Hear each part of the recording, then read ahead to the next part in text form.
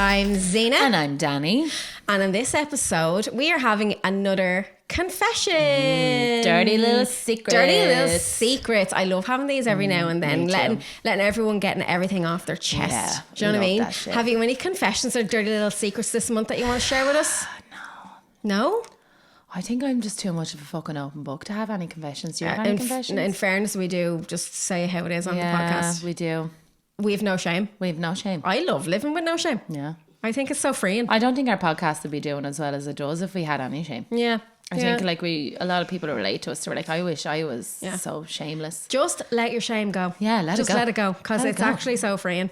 And when you do you know what? That's actually what I love about being when you get into your 30s. There's some really sort of don't transition. care. There's some sort of transition that happens and you're just like, Well, you're nearly in your 40s. I'm still only 38. I have still another Year and a 2 half. birthdays to go. A year and a half. Stop. Are we still going to do Vegas for your birthday?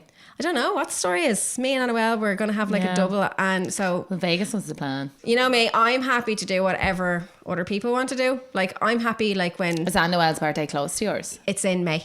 Oh, yeah. Yeah, so I think April, the May. plan was, and since we've been teenagers, to always have a double 40th. Yeah, that'd be cool. Together. So I don't care if we got have you ever been to Vegas? No. I went to Vegas once. I went with my ex-wife and it was just the two of us. Very intimidating at nighttime walking around. yeah. But I feel like now, I was in my 20s when I went, like, Fair. but I feel like now I'm going with a group of people. I'm much more boisterous now in my 30s. Like, Oh, do you yeah, know what I I mean? wouldn't give a I'm more fuck. brave Yeah. kind of type thing. She'd be like, fuck off. Yeah. So I think if we were to all go to Vegas for my 40th, Yeah.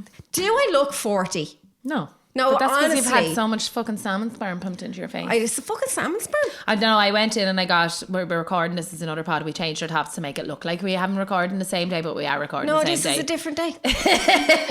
We're very organised. We were a little bit behind because we were meant to record one evening and we didn't. We ended up getting drunk instead. But look, now we're getting drunk on the pod. Yeah, so we're recording 4 episodes Yeah. today, so it's very Two. intense. So the wine is needed. The wine is needed. And the wine is helping. And the wine is It helping. really is. But I was in getting my Botox done today and I was saying like about my eyes and stuff and she was like, you don't have hollow eyes so you don't need like the under eye filler or whatever, but she was like, have you heard of salmon sperm? I was like, I have heard of salmon sperm. Yeah. So I'm going to go in and get salmon sperm pumped into my eyeballs now. yeah, so it's called Amy Eye. We talked about it in the previous pod if you don't know.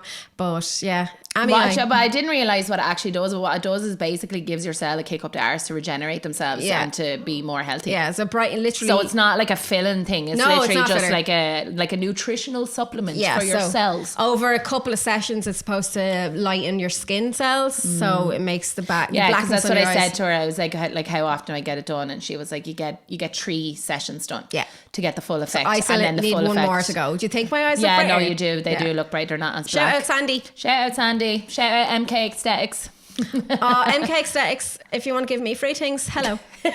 I'm here too of the Unhinged podcast as well. It's not just Danny. You know what I mean? Well, I've worked with her a few times. She doesn't give me free things, but I I do have get the a privilege discount. of Jade's mum. Yeah. So shout out Sandy, 'cause Jade's mum looks after me really well. I'm going to get my lips and my cheeks done I wish next. Jade's mum would look after me, but in a sexual way. She's hot, isn't she? She's hot. Her titties. I'm not Would even you a love to titty get- person, but hers are just fucking. Would you love to get ginormous. lost in Jade's titties, in Jade's mum's Jade's titties? titties, man. The wine is working too well. No, I love Sandy. I think she's so fun to be around. She is. Yeah. Especially when she pumps your face full of goodness. Do you know? Well, she can sit on my face and pump it full of goodness if she Danny, wants to. she's got a boyfriend. It's basically her husband. I have a boyfriend as well. I'm only messing. Anyways, Will we jump straight into we'll the jump confessions? straight fucking in. Straight fucking into the tell me confessions. Are you those ready? dirty little secrets Right, from our okay. dirty little followers. Here we go. These dirty little bastards, which I love. I absolutely love. I actually all these. love our followers. So do I. Pure filth. Pure filth, pure like shameless Yeah, bastards don't care. who don't care about anything. Shout out to our followers. Yeah, and shout out listeners. to our followers. We love you, and I know Yeah. there's a lot of people And- now that nobody would even think, because there's a few people that have come up to me now and said, "Oh, I listen to your podcast and I love it," and I'm there going, "What? I know, same. You listen to Same. that?" I'm like, "You dirty Same. little As I secret said, whore." right, I got hired for a job there a while ago, right? Hired by someone who was like really well established, you know, really posh, well spoken, well dressed, more like, older than me, so like they were very mature. Someone who seemed like to have like Their shit you know, together, their like, shit together, a lot of money, and I was doing the job for them anyway, you know, trying to be real professional and stuff, as I have to be. And they were like, you know, Zena, you're not as I expected. And I was like, what do you mean? They're like, I thought you were going to be a bit more wild than you are. I was like, what do you mean? They were like, well, I listened to your podcast. I was like, you listen to my podcast? I do. I get embarrassed. If somebody brings it up to me, obviously we're very loud and boisterous and all on the pod, but if somebody brings it up to me, like I remember I was like even just being out in the town and they'd be like, oh my God, I love your podcast, and I'm there, I literally shrivel up like a penis that's put into ice cold water. I know, because the difference is, right? So I'm like, you know so much about me and I don't even know your name. Yeah. Like, if I'm not drinking, right, drinking gives me that little it gives everybody it gives a bit of confidence to help me be a little bit social. But if I'm not drinking and I meet someone in person, I'm actually quite reserved and a bit shy. I'd be the same. Well, maybe it's kind of more awkwardness than shyness. Do you know what I mean? I wouldn't be shy, but I'd be very hesitant on like unleashing the beast that I am. So when people say it to me about the podcast, right, it's like, oh Jesus, I don't know what to say. I don't know whether I'm supposed to apologize or I what. always say it. But it's like when me and Danny record the podcast, it's not like it's just literally like talking to you. So there's it's not intimidating, and you don't think about other people hearing it whilst you're having the conversation. Do you know what I mean? It's literally just like what a night in with me and Zena looks like. Yeah. So and then when people come up in public and say to you like, oh geez, people actually listen to what me and Danny have said, and then you remember all the things that you've said, and it's like, we've said some fucking ridiculous shit on this. We really have. But you know what? It's us. But yeah, I do. I get a little bit embarrassed. No, I wouldn't say I don't get embarrassed, but I get very kind of in a way to be like, what do I say now? Do I like? There's a pressure to be like, do I say something funny now, or do I just be like really like grateful for their listenership? Yeah. And I'm like, what do I say? What do I do? What goes through my mind is being afraid to not come across ignorant. Yeah. Because I would hate for people to think I was ignorant. So do you know when someone catches you by surprise? You can be rude, but anybody can be rude. Though. Yeah, but you know when someone catches you by surprise? Yeah. And you're like, oh God. You're taken aback. You're taken aback a little bit. So, and then afterwards I'm like, oh my God, was I really rude? Yeah. Because I would hate we for people have to think that about like me. at the end of the day, even though we don't get paid, this is like somewhat of a job. So like when people brings it up, even though what we say and what we talk about is absolutely nothing to do with professionalism, but we have to have some sort of decorum when somebody brings it up, you know, about the pod. So we're just kind of like, well, like I'm like, do I just be myself and just say something really rude with like loads of curse words, or do we like, oh my God, thank you so much, or do you know what I mean? It's very awkward. I find it really hard to say thank you because I feel like people think, oh my God, she's a cocky bitch. Yeah, but not even that. Like there'd be some people that I'd know and they'd be like, oh, I haven't listened to the pod yet, but I see it's doing really well. Do you know, I'm going to listen to it, and all I just say is please don't. But at the end of the day, I love when people do come up to me and say hello. Yes, I really do. If you ever see us come up and say hello, because I do love it. Yeah, I do. But it's just nice to know that people we have no idea even exist or listening to our pod. No, it feeds my ego, especially when I'm with a big group of people. Zena go home and send fingers the box off herself at the idea of somebody listening to her talking. Oh my God, someone knows me. I'm so popular. I'm so cool. I just craved that as a kid because I didn't have that as a kid. I didn't have that like popularity as a kid. Like I was not that I was popular, but I was like we said on the pod before, I was friends with everyone, but also friends with no one at the same time. Yeah. So I would have had like one or two best friends, but like I would have been able to jump from circle to circle, but because I was morphing into what they wanted me to meet. No, when I was a kid, I wasn't popular. No one wanted to hang around with me. Yeah, but you were probably unapologetically yourself though. Whereas I was a little weirdo. I was moulding myself into what the idea of people wanted me to be. No, I was a little weirdo and like I felt rejected all the time by people. But I was by trying to be myself, like, do you know what I mean? No. So then when people do come up to me now and give me that validation, little Zena on the inside is going, oh my God, people, like, do you know what I mean? People like you. That's or well, I hope people like me. Yeah, well, they wouldn't listen if they didn't. Either that or they're just listening and going, oh, I'm going to listen to these fucking ages now. Probably. That's probably the reality of it. A fucking listen is a listen. Yeah, a listen is a listen. Who's the way read a heart? All right. First message. Let's go. I cheated on my girlfriend with my friend in the airport bathroom. She followed me in and we fucked in the cubicle. My girlfriend still doesn't know, but I feel so bad, even though it was so hot. Y'all are bastards. We have to keep. So were they all going on holidays together then? Maybe? Obviously, must have been all going on holidays together. Why else would they be in the airport together? I just don't get that. Like, how can you be in love with someone, right? It was obviously a man. Because I feel like men can be in love with women and still go out and have sex with other women. No, any lesbian I know have fucking cheated. Well, then they're not in love with the person that's that what I'm saying. On. So that's my point. Like, how can you be in love with somebody, going on holidays as a group holiday, and then ended up cheating? So obviously you're not in love with that person. Yeah. And they're obviously still together, just saying my girlfriend never found out. Yeah. Well, now we've all been on holidays together, so now my mind is going elsewhere. Was it you? No, it wasn't. Did you and Jade have sex in the cubicle behind my back when we were on holidays? You wouldn't even let me or Jade out of your sight for us to have sex. You and Jade have been off together. Do you remember that time I ran into you and Jade in the bathrooms? Remember? When? Remember that night you and Jade were in the bathroom together and I ran into you and I banged down the door and I was accusing the two of you of being together. Yeah, we were in Quigley's. Yeah. And you were like, what are you doing in there? And we were like, pissing. Yeah. I was like so close to having my head underneath the toilet door. I was like, get out there now. And then the whole way home, we walked home because we couldn't get a taxi. The whole way home, Jade was singing to Libby on the way up the fucking street. And I was, for the whole night, the whole way home, I was like, Danny, you swear to me now that you and Jade I were had to cheating swear on each my other. kids' life that me and Jade, and this wasn't even that long ago. This was probably about 6 or 8 months ago. Oh, but no, it wasn't. That was fucking... Was it before or after the threesome? It was, it was before the threesome. before the threesome. Yeah, and this is when I was on drugs as well, so I was very paranoid.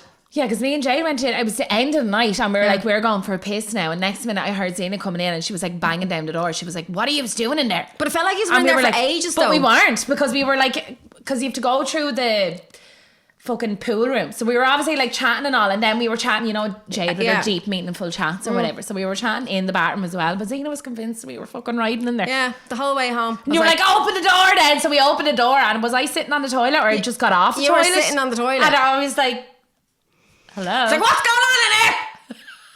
What's going on in here?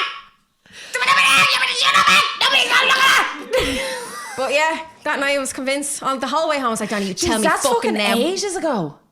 Yeah. Did you? No, I didn't.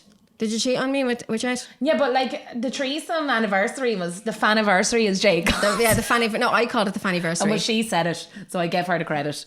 She texted me and she was like, happy faniversary. Yeah, but that's because I said it to her. Because I was sitting beside her. Because I read it out to Aaron and I was like, that's so funny. No, that was my joke. Because I was sitting beside her and I said it. Happy faniversary. Yeah, so it would have been like over a year, well over a year ago.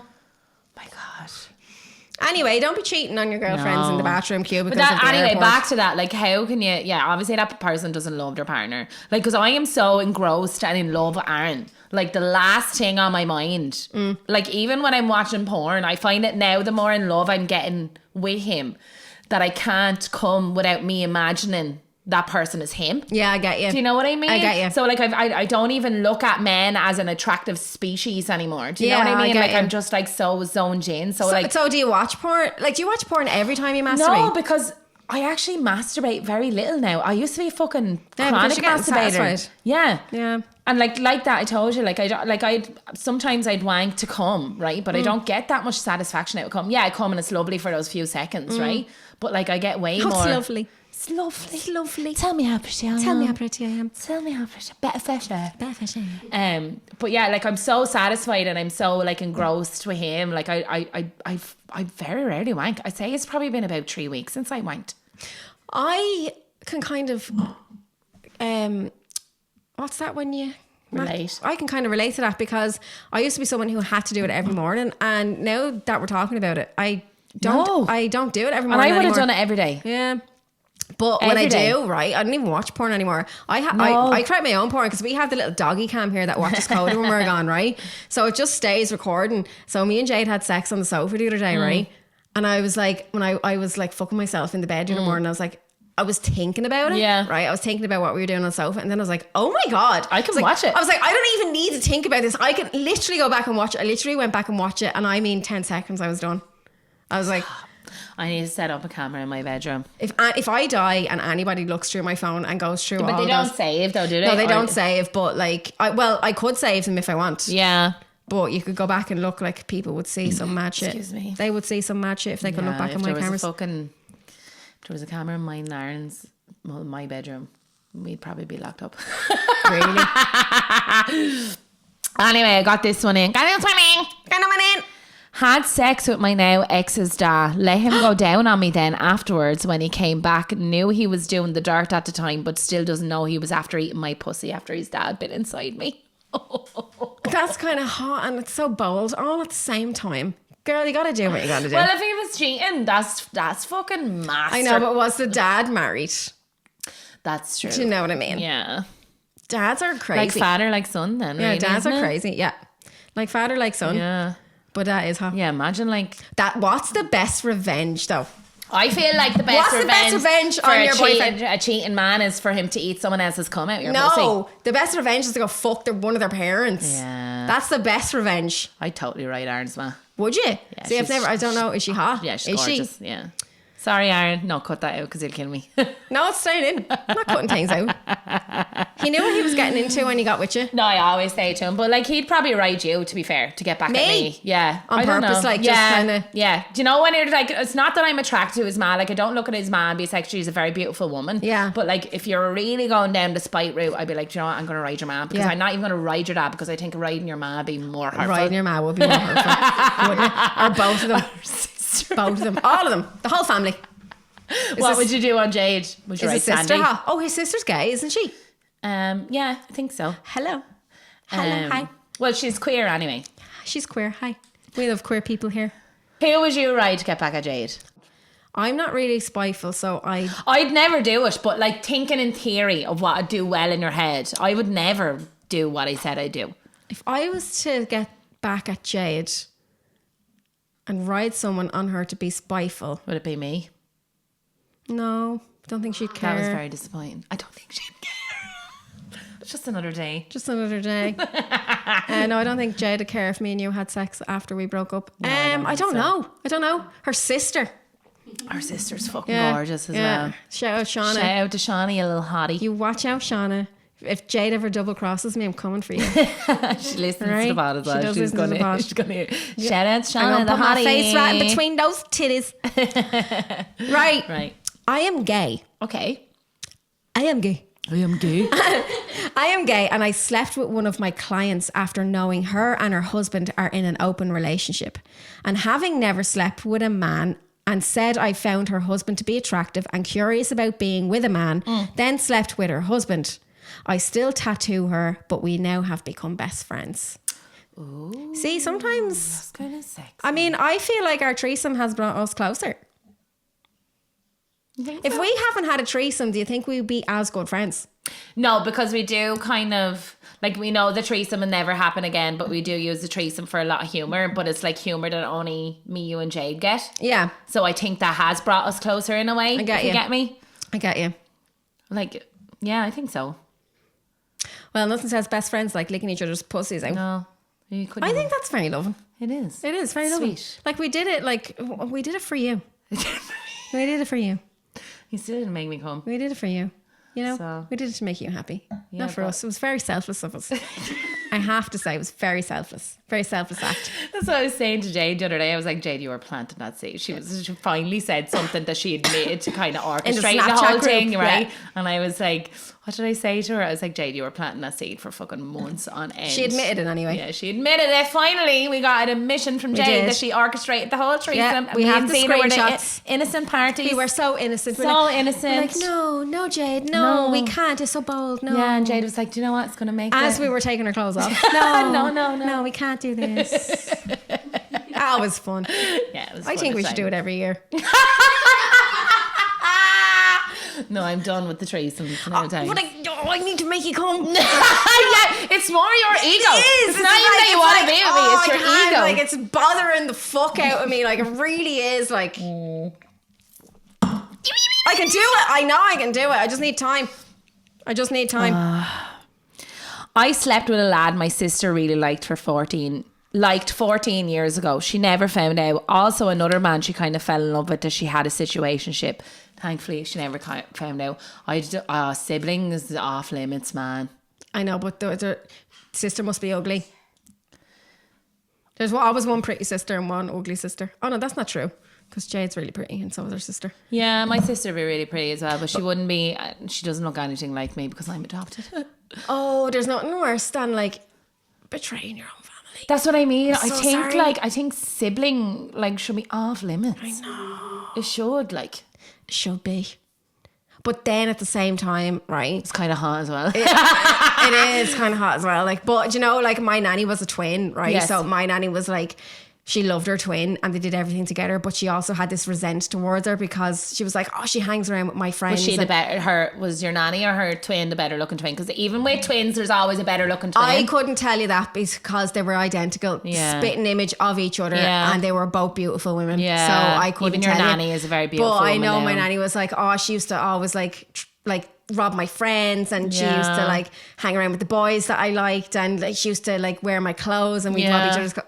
So like there is a rivalry towards sisters, probably especially with twins as well. Not even twins, but they're very close in age and see, stuff. There's like 15 years between me and my sister, so we never have to worry about that. So you're not going to have like sex with her friends or anything like that. No, because I'd probably be locked up. Would you be in jail? But a lot of her girlfriends fancy me.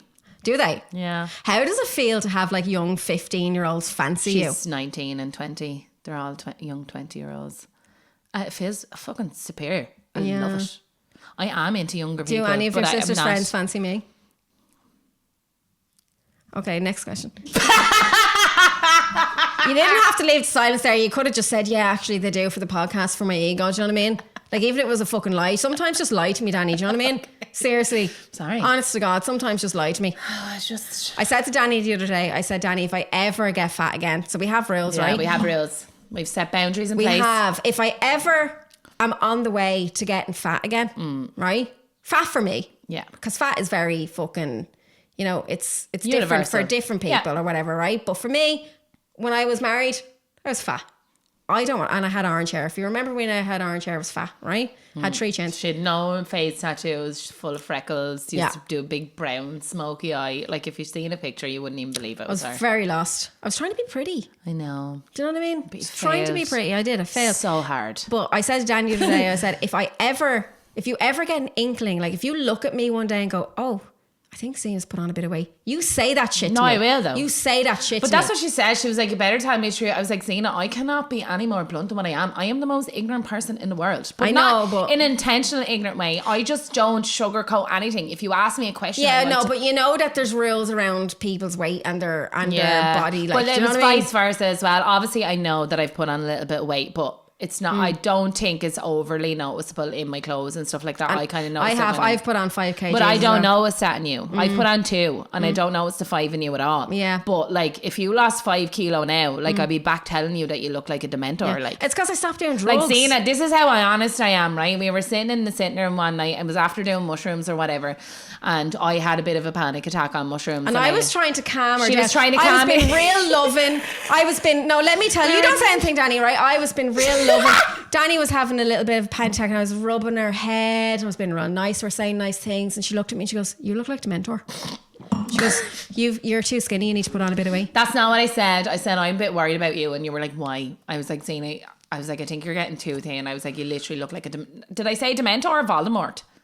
Was it not that skull over in the corner over there? No, I said that first. No, Libby said that. She was like, no, you must have said that behind me back. Yeah, we did. You must have said that because I don't remember that. Because she brought up to me I brought up and then the more I was sitting there looking at you, I was like, oh my God, she looks so thin. So then when you came up then to try and calm me down and cuddle me and stuff and we were holding hands or whatever, I was like, Zena, I'm a bit worried about you. Like, why? I was like, I think you're getting too thin. You literally, I can't remember if I said Voldemort or a Dementor. But my response was, you think I'm skinny? But yeah, we need to like, don't ever let me get that size again. No, I won't, because I don't want you to ever let. Now I know I'm putting on weight now, but like I'm gonna. But I've stopped training and all as well. Like I've stopped to hoop and stuff. So obviously that's gonna happen, and I've started birth control. Yeah. Right. But I don't think 2 kilos is something to cry over. No. Yeah, I'm a wobbly fool, but I was always a wobbly fool. Yeah. But yeah, it was like Dina said that, and then she came into my house the other day. We were going out for Libby's birthday. I was like, all right, fat cunt. No, really though, but honestly, I was someone who had body dysmorphia, but the opposite way around. Yeah. So I was like, looked at myself and I actually was overweight, but I was like, oh my God, I'm actually real sexy. Yeah.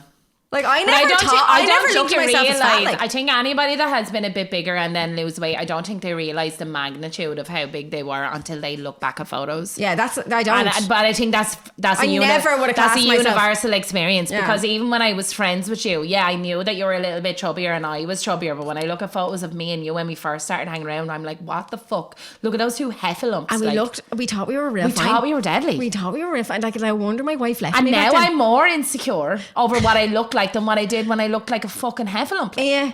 Yeah. How does that make sense? I don't know. Here I am planning out all these aesthetic surgeries and aesthetic things that I want to get done to make myself look And we better. have no money, so the audacity of the two of us. Subscribe to our Patreon. So we can get cheek fillers. Yeah, no, cheek fillers is next. Right. Have you got another one or is it my go? It's your go. Right. Next one. I was having an affair on my ex-fiancé with a colleague at work. Oh. Turns out he was also having an affair on me with somebody else I worked with. Oh. And just laughy faces. So she was riding someone in work and he was riding someone in her work as well. In her work as well. It's funny how things work out like that, isn't it? Like karma just kind of fucking sorts itself out or whatever. I believe in karma. Do you believe in karma? I definitely believe in karma. I do a lot of things in my life. Like I can be evil if I want to, but my moral compass just doesn't allow me to be evil. Yeah. Because I'm like, karma's going to get you. I don't believe that I'm evil. I think this is what comes around goes around. I've never went out of my way to be a bad person. Like I have morals that I stick to and stuff. Yeah, and but do you think about doing these things? Like there's things that I think about that I'd never do, but it gives me satisfaction to think of like, I'd totally do that to fucking get them back. No, but I'd never do it. No, I can honestly say I don't think like that. My mind doesn't think like that. I'm not trying to say I'm a fucking amazing person or whatever, but... Yeah, but I have loads of water in my chart. Like I have loads. No, I never... If anybody's into like star signs, right? So I'm going to give our big tree now on the pod. Right, anybody that's into star signs will be able to psychoanalyze us. Right. So I have a Pisces sun, right? And I have a Sagittarius moon, but the little fucking evil bastard of my rising, I have a Scorpio rising. So this is why I'm a little spicy bitch. Right, okay. But I hold it in because my Pisces is real soft and gentle and airy fairy and real sweet. Okay, I don't know mine. I don't follow these things. Well, Zena has an Aries sun, an Aquarius moon, and an Aquarius rising. What is Aquarius people nice? Aquarius people are very alternative. Yeah. And they can be quite cold when they want to be. But... It's in a like I wouldn't know. I don't have any Aquariuses in my life at all. I don't think. Yeah, but Libby's an Aquarius rising as well. But like Libby wouldn't have anybody. If you see anybody super alternative or they've loads of tattoos or whatever, like the two go to is they either have Scorpio in their chart or they have Aquarius in their chart because they're the most alternative. Yeah, I wouldn't say I'm cold, but what I was saying was right. I was saying like I don't feel like I'm a spiteful person in any way, or I don't... I'm spiteful, but in a petty way. So I can be spiteful to annoy someone, but I can't be spiteful to hurt someone. Well, I make bad decisions. Yeah. But not... That's Aries though. Yeah, so it's like quick fire, yeah, like making decisions where you're like, don't really think about it in the time. No, I do. I make bad decisions, not often, but I do make bad decisions, and then afterwards, like... beat the shit out of myself up after it, because it goes against my morals and what I believe. So I never, bad things that I've done, they've never ever been intentional. I find Aquarius people very, like they can be quite cold, but they can also like beat themselves up over like how cold they can be, or how... I don't think like, I'm cold. Do you ever not think cold. That's the wrong word to use, but like it's hard to explain. It's stubborn, yeah, but that's Aries as well. So you have like the fucking fire, but I have an Aries Venus, so like I can understand. Yeah. Where like there's some times where like I will fucking ruin your life. Yeah. But then my little Pisces comes in like, no, you can't do that. And then my Sagittarius moon comes in like, oh my God, I'm so fun. I'm like the life of the party. Let's just not think about that. Blah, blah, blah, blah.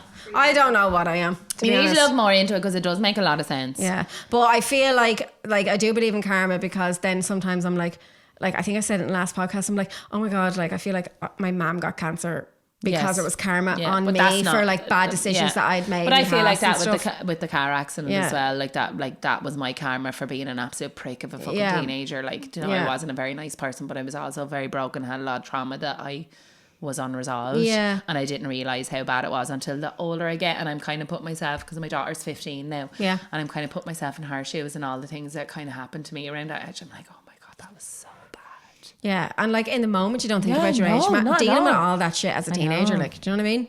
Crazy. So crazy. So crazy. Go on, give me one. 20 years ago, I was painting a mural on my bedroom wall when my then boyfriend called round. He was an MMA coach. Hot. He got so turned on at the sight of me covered in blue paint, he asked me to wank him off with my hands covered in paint.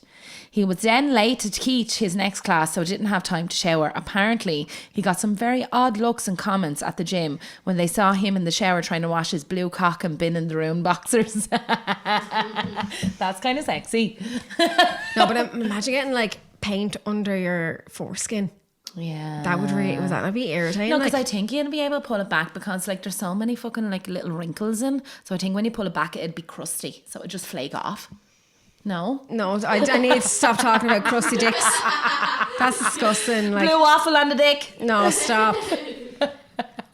I wouldn't like. Paint is toxic.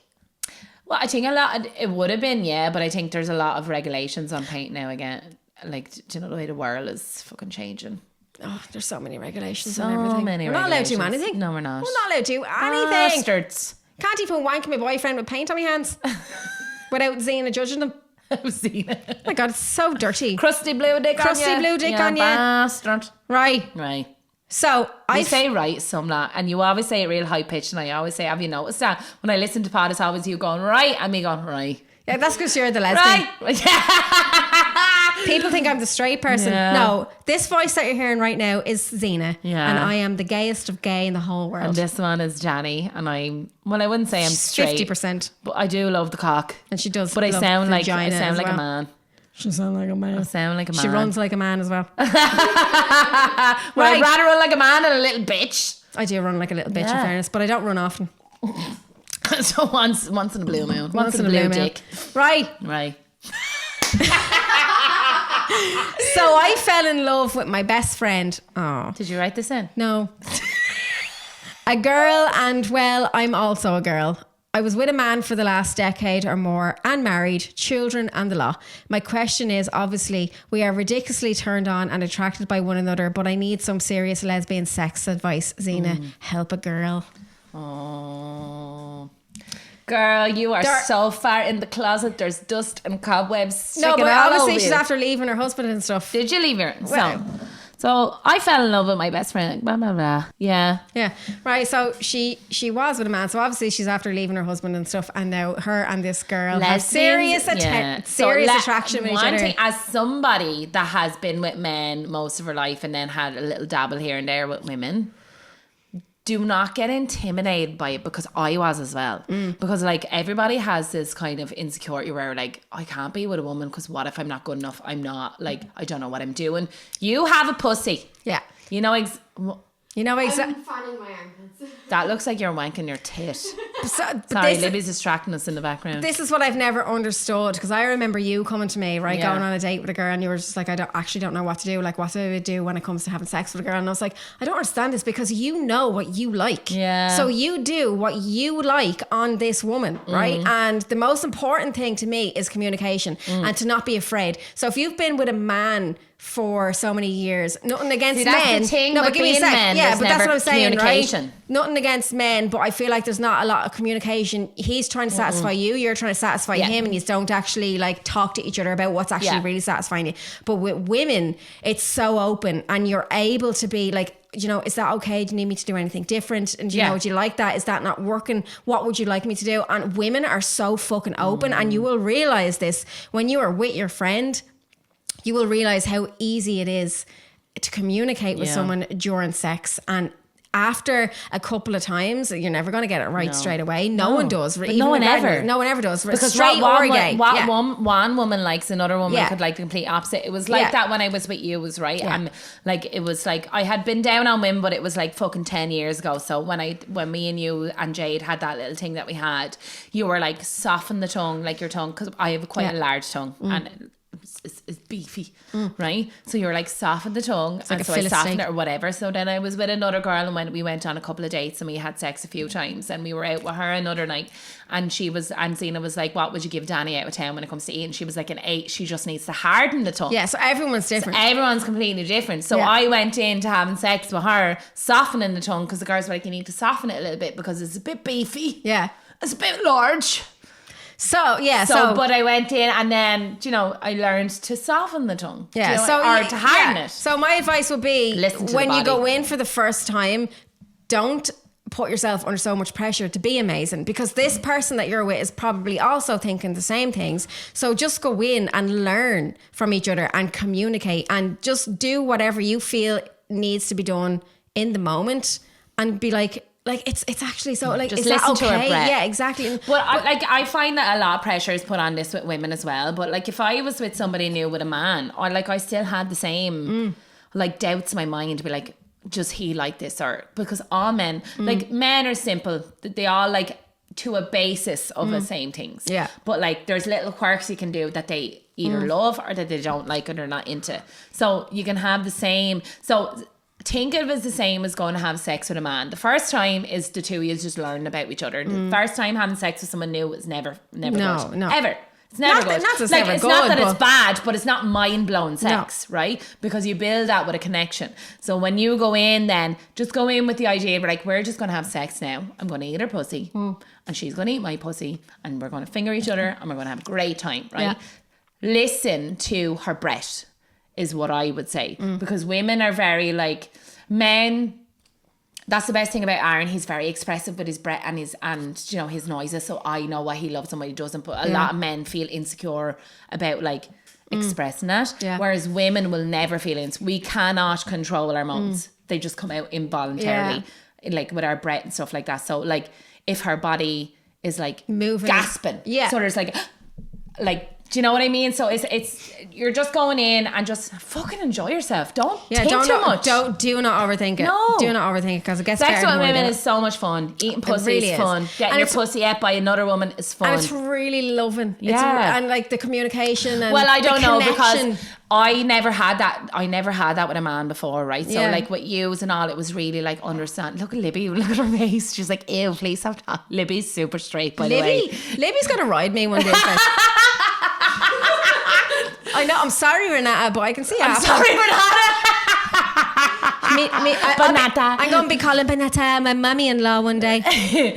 But like, I'm very blessed with Aaron because he's very like vocal, and like I've never had that sexual connection with somebody no, it's not, but that I had, like, we can have like super soft, gentle, like intimate love and sex, and I thought I could only ever get that with a woman, and I only ever had that with a woman till I got with him. And now that I know it's based on the connection, so obviously you and her have like this connection and this like so it's not even about it's the sex. not anything about the sex, like what used, because you have a connection and there's been feelings there for a while and there's sexual chemistry and tension, sex is going to be good. It's the kissing, it's the skin chemistry on skin. It's you could literally only girl, I'm so excited for you. I know, please keep us updated. Keep us updated. Video it. I need send in video evidence and then we'll give you some feedback after, right? Okay, but we need the video evidence. We need it.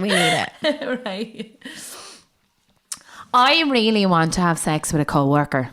I'm in a relationship and would never cheat, but I have this deep desire to sleep with someone else. It makes me feel like a horrible person and I'd never act on it, but I seem to crave it.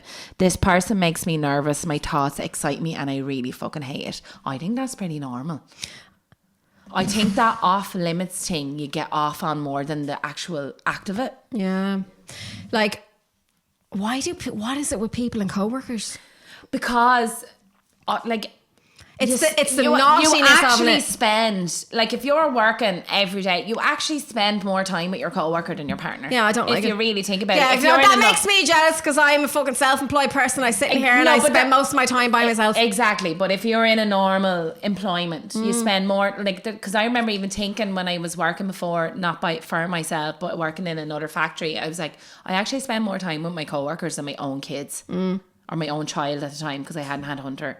And it, like, but that's the thing. So you build up this kind of connection. There's no connection there, but you just spend so much time and then your mind just wanders. Yeah. I'm not even going to talk anymore because you're just going to get mad. Yeah, I am. I don't want Jade to go to work anymore.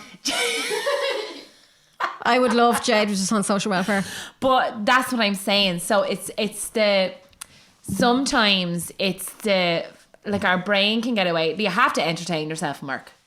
A lot of people hate their jobs, so you're sitting there like trying to self-entertain. So you're like, even when I worked in the factory, like, I was in a relationship, right? I'd have never cheated on him. I'm not a cheater, but I'd be there going, I wonder it'd be like to ride him, or I wonder how big his dick is, or Yeah, I but wonder no, what but that she's like in message bed. seems like more than that, though. Yeah. Do you know what I mean? Yeah, but she said that she or he said that they'd never ever act on it. Do Yeah, you know well, what you I better mean? fucking So not. that's what I mean. It's the fantasy. Like, people find it really hard to differentiate between fantasy and reality. Yeah. Just because you're fantasizing about something doesn't mean that it's going You to should be... act on it. Exactly. Or that it's going to be as good as what you're fantasizing. No, it's normal. Like, you could be with this to say you're a woman and that's a man, and you're like, oh my God, like, all I keep thinking about was him. You have to entertain yourself for work. All I keep thinking about was him railing me, blah, blah. Yeah. And then you go put your hand down his pants and... like, This is it. Don't ever think the grass is greener on the Never. other side. It's never Because greener. It's not. It's fucking not. Yeah. Okay? It's green Don't. where you are. And if this is exactly, Libby. if this is anybody that works with Jade and you're talking about Jade, I will hunt you down. And I literally just said 5 minutes ago I'm not a spiteful person, but maybe I am. Maybe I am. Stay away from Jade. Oh, she's fucked. I'm not even a Scorpio. No, it's Aries. I swear to God, no, if anyone came after Jade, if I knew anyone was trying to pursue her or take her away from me, I actually take everything back I said about me not. I take everything back about me not being a fucking spiteful person. I will kill you. Like, I will Why are you looking at me like I'm going to do it? just in case it's you, Not you. me. If it's you, Libby, if it's anybody, If I wanted to fuck Jade, I'd have fucked her long before now. anybody, public service announcement. So, right, we're gonna do this. We're gonna do this as a clip, right, for the social media. Right, so you ready? Give a public service announcement. Public service announcement. If anybody comes after Jade Caswell, my girlfriend, who has red hair, perfect lips and lovely cheeks, I will That's Sandy done. make it my business. Shout out to Sandy. I will make it my business to come after you and make your life a living hell. If not murder you. Oh. You will beg me to murder you at the end of whatever I do to you. So, if you want Jade and you have a fantasy about Jade, you might reconsider, okay? For your own benefit. Okay? For your own benefit. You reconsider ever even looking at her with even one eye. Not even two eyes, one eye. If you look at her with one eye, I will come after you. I will sniff that eye off Jade. If your eye looks at her face long enough, I can smell your eye off her face. Okay? I'll know who you are. I'll hunt you down. And I will kill you. Okay? Okay. Do you think that was good? That was very intense. Kind of turned me on a little bit. Was it intimidating? Yeah, it was. Okay, good. Do you think I got my point across? See the way I didn't even butt in, and I usually do? Okay. That's how intimidating You think it I got was. my point across? Yeah, that was kind of hot. Okay, great. Okay. Aaron, you better talk about me like that to other people as well. And I've been... That's what Aaron sounds like.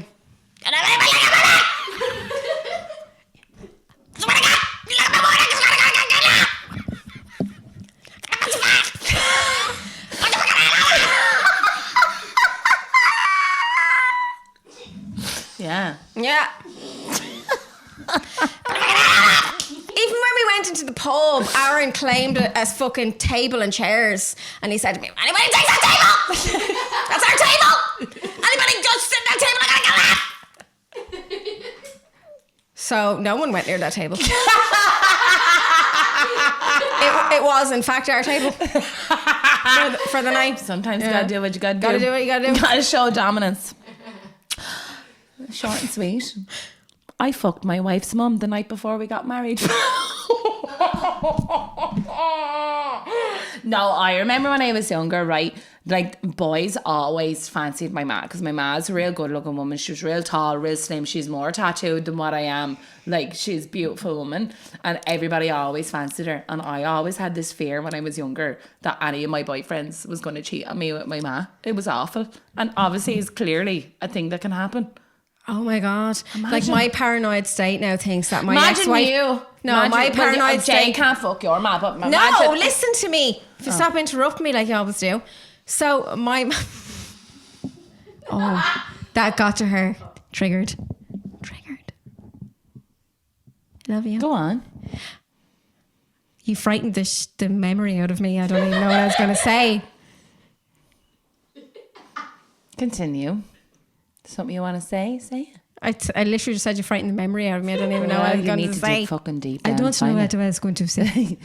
I do not know. Do you think you are a superhero? I do not know what I was going to say. Do you think you are a superhero? Do you think I went to therapy before? This is what we're doing, right? I went to therapy before years ago, right? It was my first. Sorry, farted my feet against Danny's wearing letters. It's not, it's my foot. Oh, okay. Anyway, I went to therapy years ago, right? I had really bad anxiety, okay? And I had to go like to therapy and stuff before they like prescribe you antidepressants or anti-anxiety. You have to do. Like well, it is. psychoanalysis, I don't know if it's like that back then, or I don't know if it's like that now. No, but you were back obviously then, very bad that they sent you to a psychotherapist. Oh, I was bad. Anyway, so I went to therapy for the first time anyway. And I went into this room and there was a woman there and she was like from Africa or somewhere. I don't know where the fuck she was from. But she was black anyway and she had a really, really strong like African accent or somewhere along those lines. I don't know, right? So I didn't know what I was going to expect. So I sat down on the seat across from the chair for me, right? And she was like, okay, I'm going to ask you a few questions, okay? And I was like, okay, that's grand or whatever. And she had her like clipboard and stuff. And I was sitting there like real serious and I was like really intimidated, like, right? And she was like, okay, you ready for your question? And I was like, yeah, okay. She goes, okay, do you see or hear anything that others cannot? And I started laughing I started laughing because I actually thought like she was taking the piss out of me, like, right? Yeah. And when I was laughing, like her face stayed completely straight. African women are very intimidating. Stayed completely straight. And I was like, oh my God, she's serious. And I was like, no, I don't. And she goes, okay, that's fine. She started writing things. She was like, okay, next question. Do you see? Oh no, shit. Oh yeah. Oh, so then she wrote down her things anyway, and she was like, okay, next question. She goes, do you believe you're a superhero? I was sitting there, right? I was about fucking... How is that a question psychoanalysis? I was like 22 at the time, right? And I was like, do you think you're a superhero? And I was like, this has to be piss take. Someone has to be recording me. Like, I'm literally only in my being punked because I don't have. Where's fucking Ashton Kutcher? And I was like, no, I don't believe I am a superhero. Okay. And she started, and like these questions went on. I can't even remember. One of the questions was, what was it? Something about jumping out of a window and flying or something. Have you ever had the desire to jump out the window and think you can fly? How is that real? No, this can't be real. It can't be. Like, I actually had to, like that, it can't. But this was a real thing that I was put through all these questions and she was so serious through the whole thing. And I was just like, what? But then afterwards I was like, prescribed antidepressants on my anxiety. And I was like, oh God. I was like, but I felt like I was being like psychoanalyzed for like fucking. Yeah, that sounds like a piss take, to be fair. Schizophrenia or fucking that sounds like a piss narcissism take. Or something. Do you believe you're a superhero? Do you believe you are a superhero? Do you believe you're a superhero? Right, go on, give me more. No, but I was we're 50 minutes in and we've only gone through 4. I'm so sorry. What was I going to say though when you interrupted me? Her mom, her boyfriend's riding her mom. She was scared it was going to happen. Oh yeah, so do you know, like when that message came in, do you know the way my mind like over things instantly? I was just like, that my ex-wife had sex with my ma before we got married, and then my ma's dead. My ma buried that secret with her when she died, cancer. No, your ma wouldn't be into him at all. No, my ma wouldn't. No, she's a. But maybe she was. Though, imagine. No, she wouldn't. Imagine. I'd have your ma. My mammy was very beautiful. She was. Very beautiful. It makes me so mad, like even because like I was in like Zena's life came to kind of at the start of her diagnosis kind of. Yeah. Like we would have been in each other's life but not enough to know our parents and stuff. But it just makes me mad that you and I and Jade were robbed of like that lovely bond that we could have had because Zena's mom would have been as wild as Zena and like with a few drinks she would have been as blunt and as rude as me. I feel like me and her would have sat down obviously she used to come in because I used to stay here every evening. Like I stayed here, especially when I was going through the breakup, I stayed here quite a lot, and she used to come in with like my blankets and everything that I needed for the sofa and stuff when I used to tolerate sleeping on stuff. I won't do it now. But like she used to come in and then she'd like sit in or she'd have a glass of wine. Like another night we were here, I don't know what we were doing. We were meant to have something, but your ma came in and she was like, oh, I'll have a glass of wine, but she ended up staying like the whole night. I don't remember that. No, I don't remember. I can't remember what we were meant to do. But your mom came in. I think we were just having a few drinks, and your mom came in. She was like, do you mind if I have a glass of wine with you? And we were like, come on in. That was my mom. But she ended up staying like the whole night. I think it was like 1 o'clock in the morning. Now, I didn't get like that fun drunk soundtrack, but we were sitting around table, we were having a laugh. I think it was when you were still with your ex-wife at the time. I don't think it was when you were with Jade. But I remember coming in and we were all drinking here. Was it before or after the photo shoot that we had done, remember? I can't remember, but that was my mum. My mum loved to have a drink. Zena has loads of videos of her mum, and like the more videos I look, because I even remember before her mum passed away, and it was when like you were still with your ex-wife and you sent me like loads of clips of your mum when she was going around doing like her garden tour, but then she was going on about Sheldon and stuff, her turtle, and like me and Lexi. Get your feet away from that, because it's going to vibrate up through that sound is going to vibrate up through the mic. And then Zena, and then I remember looking at the video with Lexi, and Lexi just fell in love with your mum because she was just going on a bit, like she was so drunk talking about Sheldon and all. It was just really funny. My mum was such a fun person. She really was. And that was robbed from you. I know. And like, even though she was 60, like when you hear 60, she'd have been a right guest on the pod. She would have. Now, she's not as filthy as us, but she's as blunt and like... Yeah. Like when my ma got like really like drunk, she'd get to this stage where she was like a funny piss taker, but like she'd hurt your feelings. But like it would be in a fucking... she was mad. Remember one time one of my birds died, right? And it was a Halloween party, right, that night, and my bird died that day. So my bird was actually still in the cage because we were trying to get everything for the Halloween party done, and my bird died, right? So my ma had a few drinks, she got pissed anyway, and my ma decided that she was going to have a funeral for the bird at 12 o'clock at night, right? So we get the bird, and she after a few drinks, obviously. After a few drinks, and my ma gets a spoon out of the fucking drawer, and we go out to the front garden, and she starts digging a hole for the budgie, right? So she digs a hole on her hands and knees, fucking pissed. I'm there beside me ma, she's digging the hole, and I put the budgie in the hole, and we put the muck back over the hole, and then the neighbour next door didn't really appreciate this, so the neighbour stuck her head out the window and said, will you shut the fuck up, or whatever, giving out to us anyway. My ma looks up at the neighbour and goes, will you have a bit of respect, we're trying to have a fucking funeral here, right?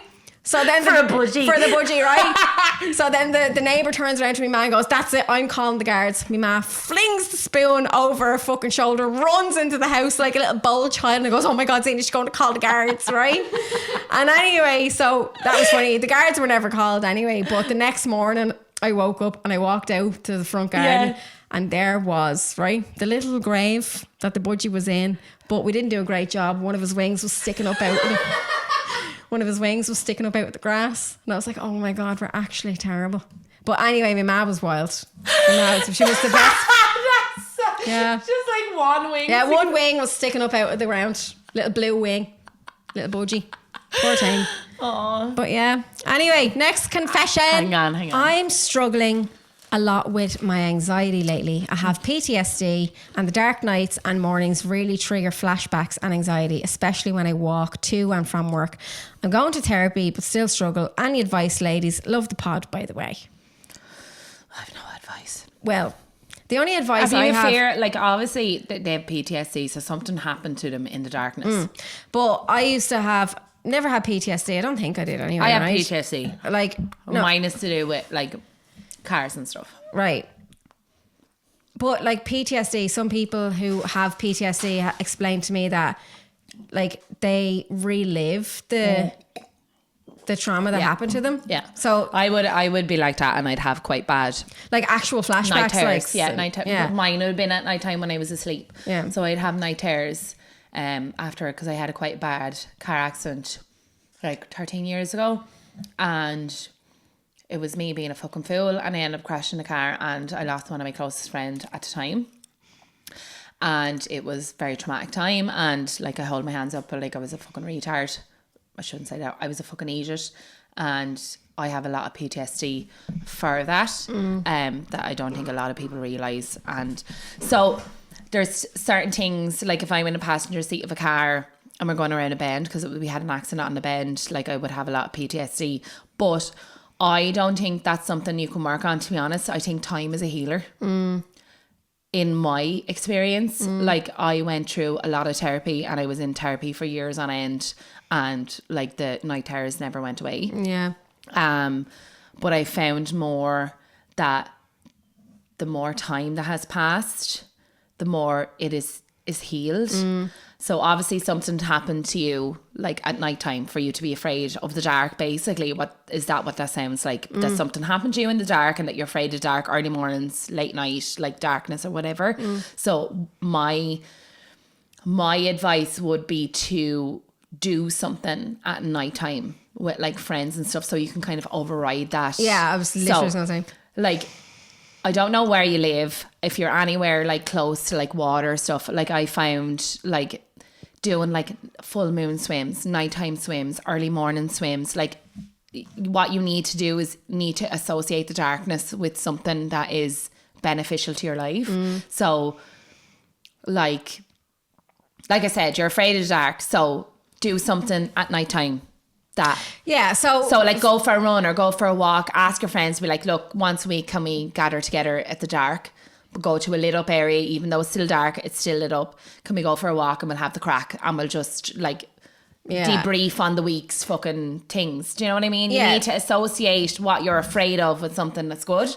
No, not even that. Well, yeah, that's obviously going to help, but in my experience, when I had anxiety, I went through a stage where I had severe anxiety and I had this thing where I was fearful for my life and I was fearful for everyone that I loved and their lives, right? Yeah. So got it into my head, right, that I wasn't safe if I wasn't in my comfort zone. And my comfort zone was being in work, being at home. Yeah. That was it. So home, work. Anything outside of that, they were my unsafe, right? And like I'm someone who like if I love someone, I'm a real family orientated person, so I'd spend a lot of time with my family. Or if I'm madly in love with someone and I'm in a relationship with them, it's like all my time goes to them, right? So anything that's outside of that, if my partner in the past had to go and do something that didn't involve me, I had it in my head. I was like, they're not safe if I'm not there. I don't know what's happening. You know, what if they're dead right now? Right? You say that's anxiety, but it's actually PTSD. So anxiety is a different level from somebody that deals with anxiousness now and having PTSD over certain experiences. Like that sounds more than anxiety to me. It was really fucking bad anyway. And it really took over my life. I didn't leave my house for a whole year other than to go to work. Anything outside of that I couldn't. And I remember my partner at the time tried to get me into the car loads of times to go and do normal things. I remember there was one day she was like, right, let's get in the car, we're going to drive to IKEA because we needed something, I don't know what it was for the house. Got into the car and I didn't make it past the roundabout outside Enniscorthy without having a massive panic attack in the car, and we had to turn around. And I just remember like the devastation in my partner's face at the time and the doubt. And I know for a fact at that time I was looking at her and she was just going, I can't live with this for the rest of my life. And I was just like, and then that fed into my anxiety as well. And it is a very fair point, a fair. But what helped me through my anxiety, right? I didn't get therapy at the time for it, right? I really pushed myself out of it. So if you think of your mind as a muscle, because that's what it is, right? It is. So your mind is a muscle. Whatever you feed that muscle is what's going to make your mind grow bigger, right? Depending on what you're feeding it, right? So I was feeding my mind that all of these things were bad. Everyone was going to die. I wasn't safe and I was going to die. And I kept repeating that those words in my head, and my mind muscle grew on those thoughts, and that's all it knew. Yeah. Right? It's all it knew. Yeah. Okay. And then I started reading I started reading a couple of different books or whatever, right? And then you dyslexic bastard. I came across this thing, and this person explained how the mind is a muscle and what you feed it is how it grows, right? So for me and for anybody to get out of that anxious state is to do the opposite of what your mind wants it to do. And it's the hardest fucking thing. You have to force yourself. The hardest thing to do in the world. So for me, it was just like I had to force my mind to do the opposite of what I wanted it to do, and for it to grow into another stronger muscle. But that goes back to what I was saying, because you were like forcing yourself to do things that you were scared of, but to have a different memory of like a similar situation. There's a book that I read after me and my ex broke up, and I'm pretty sure it's called The Mountain Is You. I think that's what it's called. I'll have to double check, but if I'm wrong in the next pod, I will correct myself. But I think it's called The Mountain Is You, and what it basically explains is So it's like these little kind of short, kind of not poems, but because there's no rhyme or whatever to it, but not that all poems need rhyme, but it's like these little short stories of like how you can have these insecurities, but how you portray those insecurities to make your life better. So it's like flipping a switch. So like I said to you earlier on, like if you're afraid of the dark, or it's the darkness that's killing you because it's triggering the PTSD of something that had happened to you at that time, this is where you need to flip the switch, and flipping the switch on making something that's usually negative in your life to a positive. So like I said, so if you're afraid of the dark because of it's the dark that triggers you, you need to like go out and have a walk with your friends in the dark, or go do something fun in the dark, or go to a local playground and act like a fucking idiot. It sounds so simple. But it's so effective. I know, but it's actually so hard at the same time. And like it's the hardest thing you're ever going to have to horrendous. do. But the first, when you get over it the first time. So if you force yourself to go out for a walk at nighttime, right? You say, have to be brutal with yourself. This is the night that I'm going out for a walk in the dark, okay? Your mind is the most dangerous thing. Your mind is the most scariest thing than anything else, because your mind will make you believe whatever the fuck you wanted to believe, okay? So for you to force yourself and get out that first time to go for a 10-minute walk down the road in the dark, that first time is going to be the hardest. It is. Once you get over the second time will be hard, and the third time will be hard, but be less hard. But you need to create like but the first time is the most important time. It is. Because once you get the first time that done, breaks the habit. Exactly. So the first time is the most important. Never mind the second, third, fourth, fifth. Those are insignificant. It's the first time is the most important that you need to get over. If you can push yourself to not even go for a walk with friends, go for a walk by yourself, jump right in at the deep end, right? And it's the hardest thing to do, because I've done it. I've been there. I know how hard it is. The first time stepping out of that comfort zone is the hardest, but once it's done, sometimes it's debilitating. No, once hard it's done, it literally is like a ripple effect. It reverses every time you do it, every time you do it, and that's how I got over my anxiety of stepping outside the house. I was the same, like when it comes to like PTSD, like it was something that I had to do, like because it was a long time that I even, like if I was in like a passenger seat, because I was the driver of the car at the time, but even if when I was in passenger seat, like I used to have to sit there like this, and I used to have my feet like on these pretend pedals for it to be easier, because it was the lack of control. Even though it was my control that caused the fucking problem, the lack of control put me into a spiral. So like when I get into a car with somebody that I've never been in the car with, like I'm a nervous wreck, right? But I'm like, right, chill out, into chill beans. But that took me fucking years. And like with you, I'm comfortable in the car with you now. Libby, I'm comfortable in the car with Libby now, right? But like when me and Aaron kind of first started seeing each other, Aaron he's not a bad driver, but he's more of an erratic driver, but he's slowly learning my triggers. So this is where you need to learn your triggers, right? But flip the triggers on their back and like do the opposite. Not do the opposite. So do exactly what your trigger is, but put it in an opposite, a positive, and put it in a different perspective. And that's what's going to help.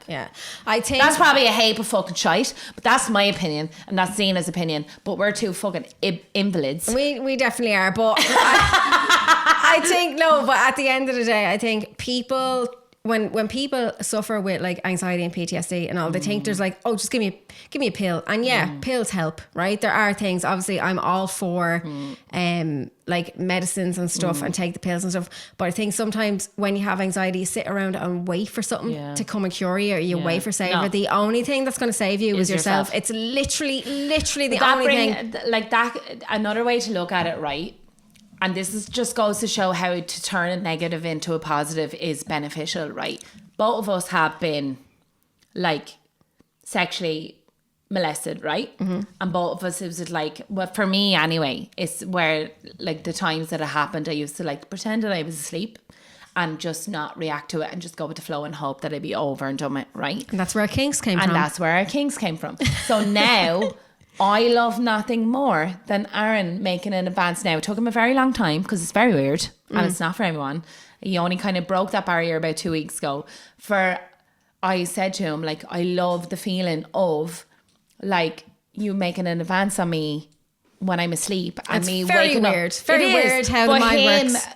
Me waking up to him making an advance on me So this is how I'm turning. So something that happened to me years ago where I wasn't in control of it, and like it made me nervous, and it made me like it was molestation as a child that it happened to.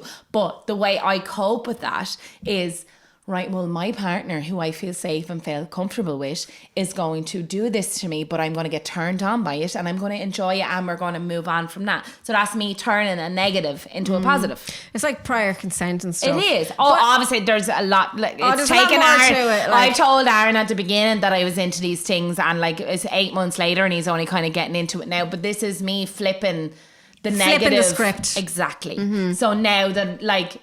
Now, obviously, I don't want anybody random to do that to me, but somebody that I'm comfortable and in love with and stuff, like I get really turned on by it. But it's really weird though. Yeah, it's actually really weird the way that happens though. Do you know what I mean? Like something that caused you so much trauma, and then all of a sudden you get older, and then you're like, why does this turn me on? Yeah, because it's familiar. Because you're flipping the switch. But it's not because you're flipping the switch, but though it's because it's familiar. I think it's embedded in you in some way or another. So then it's the mind's way of trying to cope with that trauma, but then, as you said, finding someone to do that safely with, and trying to flip it's really the switch, healing though. and it's like it's really healing. Yeah, it's healing. It's not like so it can't scary. be a random person that could do that with No. me. Like, don't get me wrong, like I have my kinks, but my kinks only come out with somebody that I'm comfortable with, because my kinks come from prior trauma. Yeah. Do you know what I mean? Yeah. So like, I'm not going to go out, like even when I was single, I'm not going to go out on a one night stand and be like, right, I'm bringing you home, but if you could wake me up in a couple of hours to you fingering me, and I'm going to wake up, like I'm not going to be turned on by that at all. So it's trying to make something that was traumatic to you into a comfortable, safe space. For me. It's really, anyway, but everybody deals with trauma differently. How are me and you friends? I don't really know. No, it's really weird because we've been through very similar literally things. everything that we've been through. It's a trauma bond. Really have, like, do you know what I mean? Yeah. Like the thing that happened with me, like when I was like, I don't even like to talk about it because it feels really weird. It's like, so when I was 17, I was like sexually assaulted, right? And I've actually never spoken about it with fucking anybody. Apart from me. Anybody except for Danni and Jade. Yeah. And that's literally it. But when it happened to me at the time, I didn't know I was being sexually assaulted, right? And I had blamed myself for years and had so much And this was a man, by the way. So two men. So yeah. much fucking shame over the whole thing. Never spoke about it. And I remember friends and everything slagged me after they had heard about it, right? But didn't know the details. Didn't know the details. But this whole time that all this stuff was happening to me, I was literally asleep. And then when you come to, you pretend you're asleep. So you don't have to, I woke up, and when I opened my eyes, I remember seeing the things that I see. I can see it as it was. And I remember there was an audience, people calling me a slut, and oh yes, always a woman's fault. Didn't know what the fuck was going on. And I literally, like I was 17 when that happened. And you held shame over that. I held shame over that until literally I was in my 30s, right? And then one day, I don't even know how it happened because it's so obvious. Yeah. But one day I was sitting down and I can't remember who I was talking to. I think it was Jade, or it could have been you. And I was just like, I was literally sexually assaulted.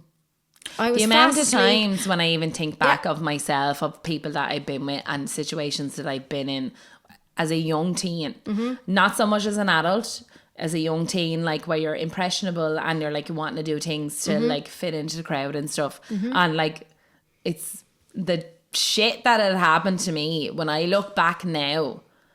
And then I put myself into my daughter's shoes at the same age. I'm there going, oh my God. Yeah. I would literally slit throats if somebody even did anything near that to me, to my daughter. But it's the mind as well, because as a 30-something-year-old woman, right? I know 38, by the way. No, but no.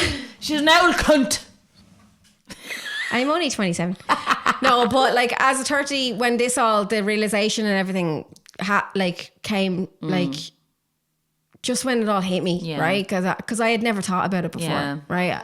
Yeah, when I processed it in my 30s, right? I knew as a 30-something-year-old, what sexual assault was. I knew what rape was. I knew what was right and I knew what was wrong. And I knew looking at other people and what happened to other people and their experience going, that's fucking terrible. I can't believe that happened to you. And then when I reiterated everything that happened to me, It all clicked. I was like, what the fuck? I was like, how? I was There's things that happened to me in my early 20s that I thought were normal, that were probably normal back then, that I look back now in my 30s and going, oh my fucking God. Yeah. And the amount of times that I have been sexually assaulted or have had sex with against my will is actually fucking disgusting. But like, and then in the moment, it was like, In the moment, you're like, shut up and say, no, you're in trouble. No, not even that. Like, Well, for me, it I was. blamed myself for years, right? There was literal photos, right? There was literal, I'm a photographer. I love capturing memories. So before I had a professional camera, when I was a kid, I used to buy disposable cameras all the time when I was going out with my friends, right? Bring back the disposable cameras. Yeah, had a disposable camera, right? And I remember this particular night, right? And I was pissed, so drunk, don't remember half the shit that happened that night, right? And I got my camera developed, right? Oh, God. Got my camera developed, right? And they got the photos back. And I remember looking at those photos, right? And I was asleep, passed out on the ground, right? Where two boys had taken my clothes off and took pictures of me with them in between their arms, right? Now, they didn't take my underwear off, I was in my underwear, but they took my clothes off and took photos of me while I was asleep with the two of them, right? And I remember, right, going through the photos and I was mortified. Mortified. Oh, yeah, like right? it was your fault. Yeah. I was so ashamed, so ashamed. And I was just like, all I kept thinking was when I was looking at these photos, even though I was clearly passed out and fast asleep, and these two boys they weren't doing anything to me, but they were. No, but they didn't have a right to take. They were taking the piss out of me, and like they were like grabbing my tits and stuff, like, and I was like, oh my God, I'm a tramp. Yeah. I'm such a slut. It was your I'm a own slut. shame. And You I were the ripped up problem. those photos, and I remember I threw them in the fire, and I will never forget that. And I held all that shame until I was in my fucking 30s. I know, it's mad. And then I was just like, Yeah. what? And then shit happened to me in a car that night when I was fast asleep, waking up in the middle of it, and I was just like, but you know what? I remember there's another time with me as well where I was blackout drunk and somebody that I knew at the time, somebody I had been with at the time, had picked me up from where I was blackout drunk and I was completely comatized. And I remember not, and I woke up the next morning and I was lying on a mattress on the floor and there was a baby bat beside me and there was all cum running down my leg. Jesus. And I text that person the next day and I was like, did we have sex last night? And they were like, yeah. But another person I was talking to that seen me that night said that I was passed out from about an hour beforehand. And so obviously I was fucking passed out. There was no sick in the baby bat beside me. And like, only for the fact that there was cum all down my leg, like I wouldn't have known. So I had to go like take the morning after pill and all as well. But this is somebody that I should have trusted. But there was the two people that I trusted as well. Yeah. Two people I would call my best friends at the time. This would have been a friend of mine And as well. people, this This is very dark. I feel like I need to apologize. What the hell? This is why we're so funny. Yeah. This is how you become funny. If you want to become funny, Get raped. get molested, get traumatized, and you will become hilarious. You'll become a comedian. I think that's time we need to wrap it up because it's getting very fucking bad. I have about like 10 more I know, confessions. I've loads. Me and Zena are getting very good at dragging conversations out of. But you know what? We have them for next pod because I We do. knows as well. Next pod is going to be dirty little secrets as well. I'm getting horny. Oh, Talking about being raped. See, that's how mine works. Don't be ashamed, girls. No. It is what it is. What it is. Flip the switch. Flip the switch. Oh Oh, my I God, we're apologise terrible. We're if we- terrible at giving advice. Apologise if this has triggered anyone because Yeah, really 90% of women, to be fair, have been molested or raped in their lifetime. We apologise, but we're just here in solidarity that you are not alone and that we are all here, and that if you need anyone to talk to, we're right here. Please phone whatever number that you need to You want to get rape? support.